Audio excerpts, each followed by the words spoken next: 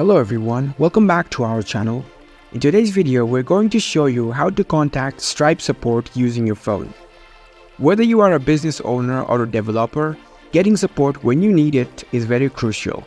It's a very simple process and we'll guide you through how to do it. Let's dive right in. First of all, unlock your phone and make sure you are connected to the internet. And head over to your preferred browser. For now, I will open my Google Chrome. Now navigate to the Stripe official website.